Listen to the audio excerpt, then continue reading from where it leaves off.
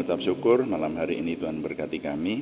Kami melanjutkan doa malam kami. Kami menyerahkan terus pada perlindungan dan pimpinan Tuhan. Semua yang kami kerjakan oleh anugerah-Mu dan oleh pimpinan Roh Kudus yang dominan atas kami, menjadikan nama Tuhan dimuliakan, kami semua diberkati. Dalam nama Tuhan Yesus Kristus kami berdoa. Haleluya. Amin.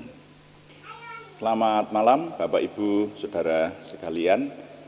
Mari kita melanjutkan doa malam kita, dan doa malam melalui online ini diadakan secara iman Kristiani dengan dasar keyakinan kepada Tuhan Yesus Kristus, Yeshua HaMasyiah, Isa alaihi salam sebagai juru selamat dunia dan imam besar agung kami.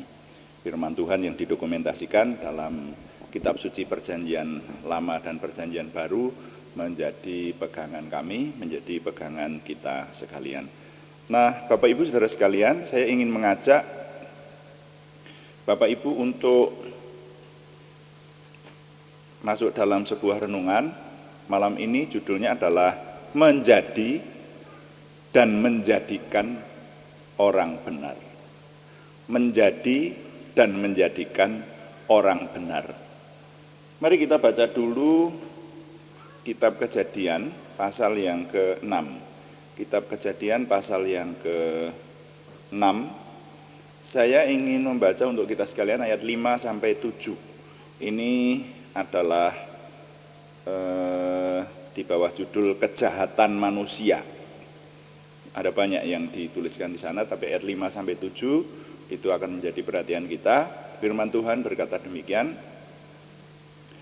Ketika dilihat Tuhan bahwa kejahatan manusia besar di bumi, dan bahwa segala kecenderungan hatinya selalu membuahkan kejahatan semata-mata, maka menyesallah Tuhan bahwa Ia telah menjadikan manusia di bumi, dan hal itu memilukan hatinya. Berfirmanlah Tuhan, Aku akan menghapuskan manusia yang telah Kuciptakan itu dari muka bumi, baik manusia maupun hewan dan binatang-binatang melata dan burung-burung di udara, sebab Aku menyesal bahwa Aku telah menjadikan manusia. Sampai di situ pembacaan saya. Nanti kita renungkan, saudara-saudara sekalian. Saya hari ini banyak melihat berita-berita. Maksud saya memang dalam doa malam itu temanya bebas. Jadi kadang-kadang kita ingin menyampaikan hal-hal yang penting untuk kita sekalian, entah itu menyangkut masalah iman, lalu kadang-kadang temanya adalah menyangkut masalah keuangan, kadang-kadang juga ekonomi, menyangkut kekeluargaan. Tapi kadang-kadang saya ingin menampilkan hal-hal yang menonjol dalam hari-hari ini, sehingga saya melihat berita-berita di tayangan-tayangan, entah itu melalui media sosial atau yang lain, atau koran dan sebagainya. Nah, hari-hari ini yang saya dapatkan itu sebetulnya bisa disebut dalam dua besar. Kalau hari ini kalau kita merenungkan ini saya yang mendapatkan. Jadi kalau saudara mungkin bisa mengisahkan yang lain, banyak yang lain.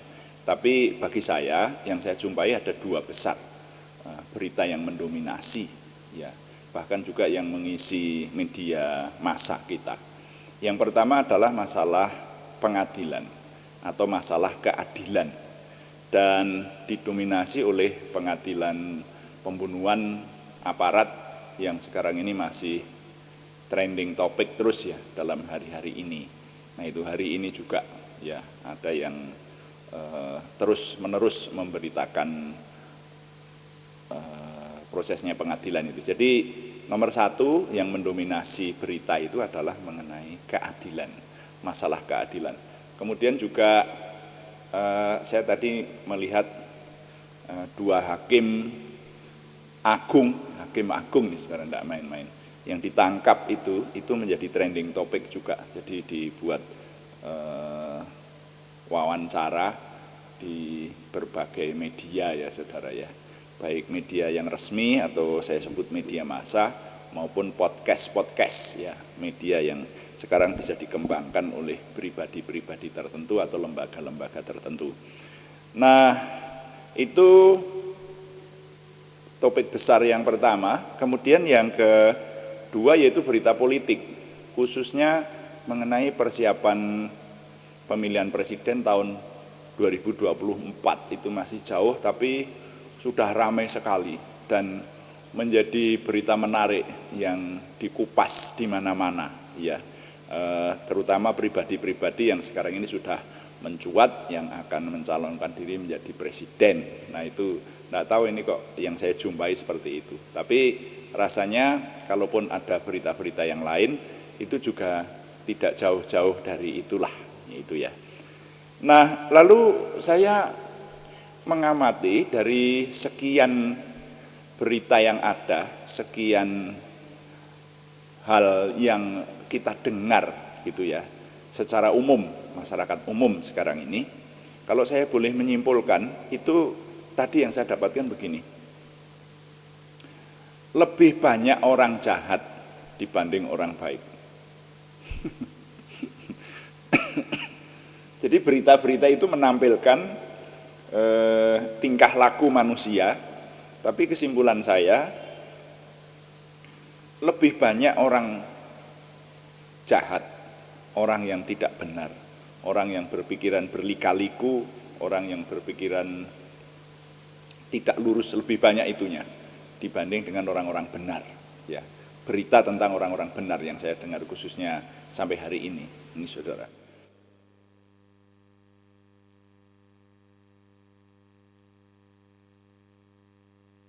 Nah jadi yang seperti itu, katakanlah misalnya berbicara mengenai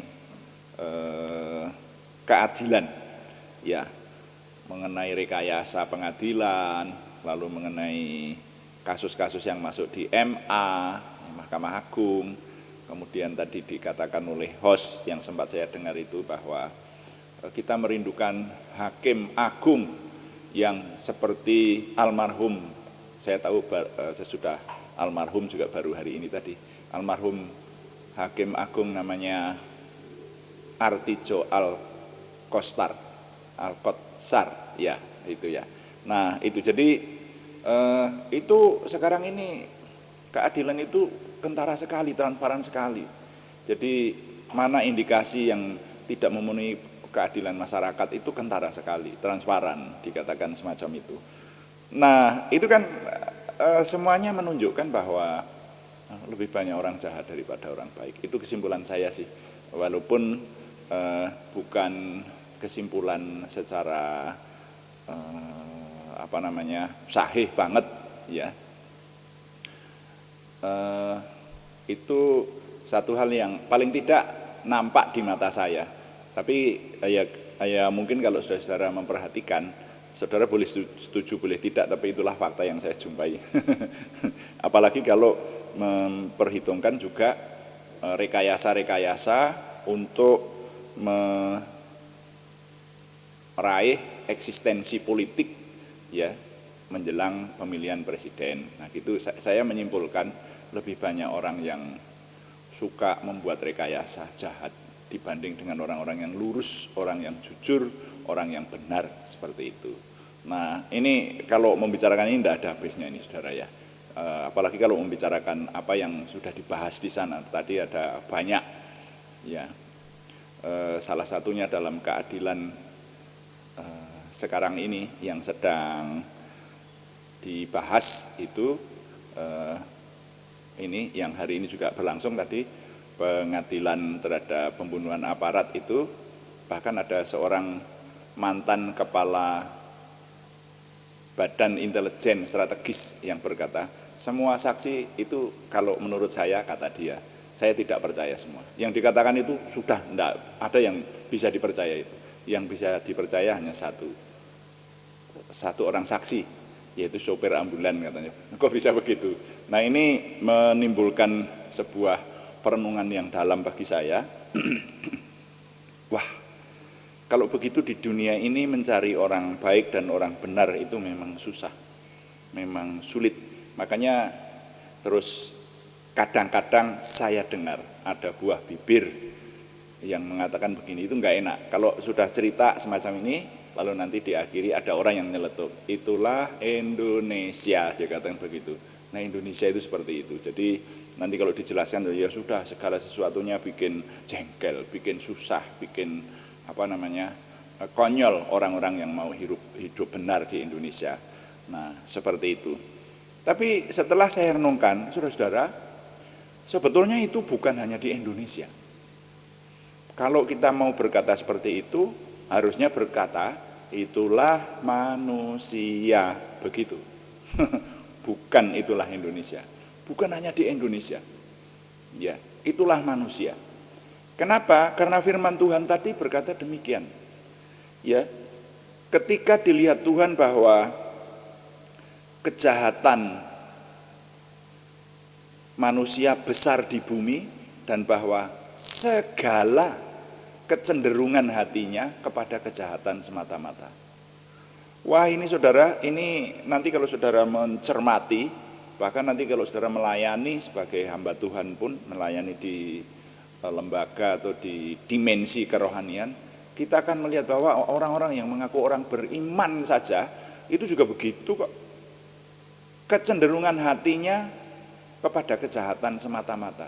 Sudah tahu jahat, diingatkan untuk menjadi baik, tapi dia membela diri dan membela kejahatannya itu untuk terus dilakukan. Makanya kalau di sana firman Tuhan berkata, ketika dilihat Tuhan bahwa kejahatan manusia besar di bumi dan bahwa kecenderungan hati manusia kepada kejahatan semata-mata. Siapakah manusia? Ya, saudara dan saya. Jadi hanya mungkin diakui atau tidak, disadari atau tidak, sebetulnya kecenderungan hati kita semacam itu kepada kejahatan semata-mata. Itu kecenderungan semua hati manusia. Karena dosa itu beranak pinak. Makanya kisah ini kalau dilanjutkan dibaca di Kejadian pasal 6 ini, pada akhirnya Tuhan memberikan air bah kepada bumi. Benar-benar semua kondisi manusia yang jahat itu menimbulkan Tuhan murka, dan Tuhan melenyapkan, dikatakan Tuhan melenyapkan makhluk manusia pada waktu itu dengan air bah. Yang disayang Tuhan atau yang tidak ikut dilenyapkan hanya Nuh sekeluarga. Nuh dengan istrinya dan ketiga anaknya dan ketiga menantunya, karena didapati bahwa Nuh itu orang yang jujur, takut akan Allah, dan orang yang kedapatan benar di mata Tuhan di antara orang-orang sejamannya. Jadi orang yang paling benar itu hanya Nuh. Makanya Nuh kemudian tidak ikut dilenyapkan dan itu menjadi nenek moyang kita. Kita ini keturunan Nuh. Ya, keturunan dari salah satu anaknya, Sem, Ham atau Yafet gitu. Itu menurut sejarah suci kan semacam itu. Jadi saudara, kejahatan manusia itu memang seperti itu. Makanya kalau kita membaca berita-berita, membaca apapun yang terjadi di sekitar kita, itu kalau serba menjengkelkan itu tidak usah heran lah. Itulah manusia. Siapa manusia itu? Ya saudara dan saya.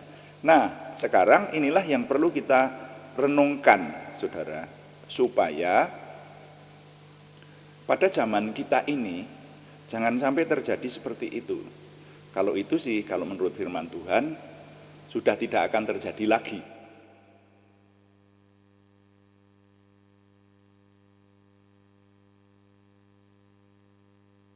Jadi air bah seperti yang diberikan Tuhan pada zaman Nuh itu tidak akan terjadi lagi. Tuhan sudah berjanji kepada Nuh bahwa murka seperti apapun Tuhan tidak akan melenyapkan manusia di bumi. Kecuali nanti pada zaman akhir, nanti akan ada zaman akhir, saudara. Nah, kalau menurut kitab suci kita, menurut firman Tuhan yang kita percaya dari kitab suci Perjanjian Lama dan Perjanjian Baru, nanti zaman ini akan ada akhirnya. Nah, kalau itu bukan manusia dilenyapkan, tapi memang pengadilan terakhir. Nah, seperti itu. Karena Tuhan berjanji kepada Nuh dan Tuhan memberikan busurnya sering kelihatan di bumi. Apa itu? Biang lala atau pelangi. Jadi pelangi itu ternyata tadinya belum ada rupanya. Tapi sejak zaman Nuh kemudian ada pelangi. Nah, kalau manusia sekarang kemudian menyelidiki dan ternyata itu terjadi dari titik-titik air yang membiaskan sinar matahari sehingga ada warna-warna yang indah seperti itu kan penyelidikan kita saja. Tetapi yang menciptakan itu Tuhan. Kalau Tuhan mengatakan bahwa pelangi itu sudah tidak ada lagi, ya kita nggak akan pernah lihat pelangi, saudara. Nah itu. Nah, jadi sudah pasti tidak akan ada peristiwa seperti air bah zaman dulu. Kita yang mempelajari firman Tuhan tahu bahwa kitab suci sekarang ini menyatakan kepada kita hidup di zaman perjanjian baru. Kita yang percaya kepada Tuhan Yesus Kristus sekarang ini hidup di zaman kasih. Nah, hukumnya adalah hukum kasih maksud saya. Nah, sekarang kalau merenungkan dan menjumpai fakta yang sering kali menjengkelkan sehingga berkata itulah Indonesia, itulah manusia, semacam itu. Terus sebagai orang beriman apa yang harus kita lakukan? Nah, inilah yang penting, saudara ya. Jadi kita harus menyadari bahwa isi dunia itu seperti itu, kecenderungannya kepada kejahatan semata-mata. Itulah manusia. Siapa itu? Kita, dan jangan lupa, bukan hanya kita, juga anak cucu kita. Makanya saya menjadi teringat dan merenungkan lebih dalam lagi dalam pengalaman pelayanan saya. Ada keluarga-keluarga orang beriman yang anaknya benar-benar rusak. Ya, tadi saya sempat. Ya sekarang ini kalau namanya melihat berita itu bisa banyak sekali, pengen melihat berita apa gitu. Itu saja. Tadi ada, saya sempat siapa namanya tadi, saudara bisa mencari di YouTube sekarang ini. Ada seorang pembunuh yang pada beberapa tahun yang lalu diketahui menjadi pembunuh berantai lebih dari 30 wanita dikatakan semacam di luar negeri ini dan sudah dihukum mati. Diperkirakan dia membunuh sekitar 50 wanita. Dan yang mengherankan adalah di sana dikatakan bahwa orang itu lahir dari keluarga beriman yang baik loh. Jadi ayah ibunya, saudara-saudaranya itu adalah orang beriman, aktivis rohani yang baik. Tapi orang bisa seperti itu. Bagaimana kok bisa semacam itu? Nah ini yang perlu kita renungkan pada zaman kita, saudara-saudara sekalian. Kita punya anak, punya cucu, punya keluarga, punya orang-orang sekitar kita. Lalu bagaimana menghadapi dunia yang semacam ini? Kalau menurut saya, ada 3 hal yang saya usulkan sebagai orang beriman. Yang pertama, menemukan kebenaran sejati. Memang ada orang yang mengaku beriman belum menemukan kebenaran sejati? Ada, saya jawab ada. Dan saya bisa menyebutkan itu, saudara ya. Ada orang yang mengaku beragama, bahkan juga yang seiman dengan kita. Halo, iya nih saudara. Ya, tapi belum menemukan kebenaran sejati. Karena kalau yang menemukan kebenaran sejati itu akan terpancar dari hidupnya, kan begitu. Nah, ini usulan pertama, menemukan kebenaran sejati. Kemudian yang kedua, bersungguh-sungguh dalam Tuhan. Nah, yang namanya bersungguh-sungguh itu, sekali lagi, saudara yang sedang meneliti bersama dengan saya di doa pagi, ia bersungguh-sungguh mengenal Tuhan dan bersungguh-sungguh taat kepada Tuhan. Sudah 2 faktor besar itu, kalau itu kita lakukan maka kita akan semakin maju dalam Tuhan. Bersungguh-sungguh mengenal Tuhan dan bersungguh-sungguh mentaati Tuhan. Ya, taat. Itulah dikatakan sering, taat itu menjadi hukumnya, mentaati Tuhan. Nah, lalu yang ketiga yang saya usulkan adalah mengimpartasikan kebenaran kepada keluarga dan orang-orang sekeliling kita.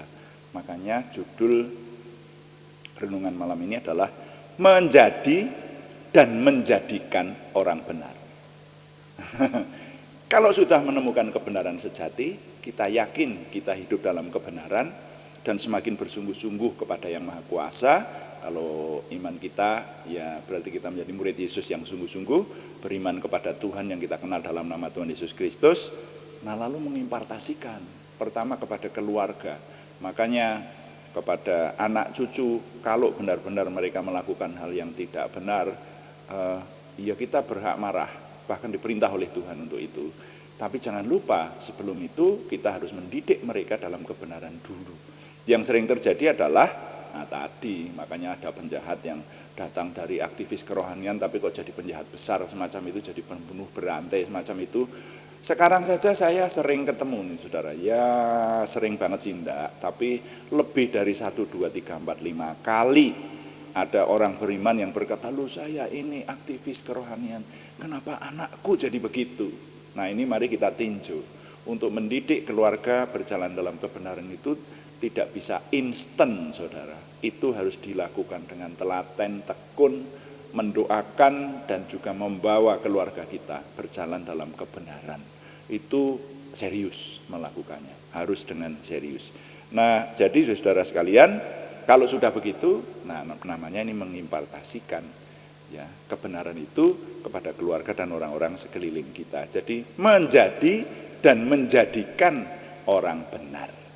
Saudara, jadi itulah renungan kita malam hari ini. Dan kalau kita merenungkan kembali keadaan dunia dibandingkan dengan kita orang beriman yang seperti ini, apa nilai yang dapat kita serap?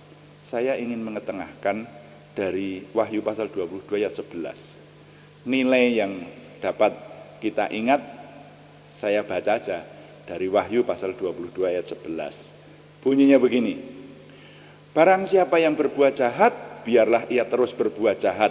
Ini firman Tuhan loh ya saudara ya, saya tinggal membaca saja. Barang siapa yang berbuat jahat, biarlah ia terus berbuat jahat. Barang siapa yang cemar, biarlah ia terus cemar. Dan barang siapa yang benar, biarlah ia terus berbuat kebenaran. Barang siapa yang kudus, biarlah ia terus menguduskan dirinya. Saya ulangi, barang siapa yang berbuat jahat, biarlah ia terus berbuat jahat. Barang siapa yang cemar, biarlah ia terus cemar. Dan barang siapa yang benar, biarlah ia terus berbuat kebenaran. Barang siapa yang kudus, biarlah ia terus menguduskan dirinya. Tuhan dipuji. Mari kita melayani Tuhan dengan doa. Kita berdoa syafaat dan juga mendoakan nama-nama yang dalam minggu ini masih dikirim kepada kita, khususnya yang merindukan kesembuhan dari Tuhan, untuk kita doakan. Kita berdoa. Bapa di surga, terima kasih Tuhan memberikan kesempatan kepada kami untuk merenungkan kondisi dunia ini dan apa yang terjadi di sekeliling kami, Tuhan. Kami merasa barangkali ini secara subjektif, tapi fakta yang kami jumpai lebih banyak orang jahat daripada orang baik yang masuk di berita dan bahkan juga secara fakta merajalela. Tapi sebagai orang beriman kami bersyukur Tuhan mengingatkan kami supaya kami menemukan kebenaran dalam Tuhan, karena Tuhan Yesuslah yang menyatakan kepada kami bahwa Tuhan Yesus adalah kebenaran sejati itu. Dan juga berikan kemampuan kepada kami untuk lebih bersungguh-sungguh kepada Tuhan. Apa yang kami kerjakan dalam ibadah kami, dalam apapun yang kami kerjakan,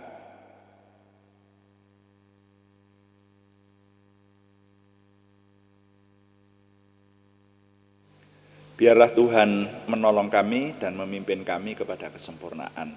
Kesungguh-sungguhan kepada Tuhan itu benar-benar kami hidupi dalam hidup kami. Dan juga kami mohon Tuhan memberi kemampuan kepada kami untuk mendidik keluarga kami. Kami mengimpartasikan kebenaran itu untuk orang-orang dekat kami, anak cucu kami, orang yang serumah dengan kami, bahkan juga kepada orang-orang di sekeliling kami. Sehingga kami menjadi dan menjadikan orang benar kepada dunia sekeliling kami. Terima kasih Bapa di surga, kami mengucap syukur. Sekarang kami berdoa untuk bangsa dan negara kami, khususnya mohon Tuhan memberkati sehingga pilihan presiden yang masih jauh di tahun 2024 itu sudah mulai kami doakan sekarang. Tuhan mempersiapkan orang baik. Doa kami yang menjadi kepala negara nanti, pengganti kepala negara yang sekarang yang habis masa jabatannya tahun 2024, adalah orang baik yang Tuhan taruh untuk membawa kesejahteraan buat bangsa dan negara kami. Bagaimanapun dan apapun dinamika yang sekarang terjadi, kami tetap menyerahkan. Kami berseru, bersama-sama satu hati berseru, mohon Tuhan tetap menguasai, memberkati bangsa dan negara kami ini.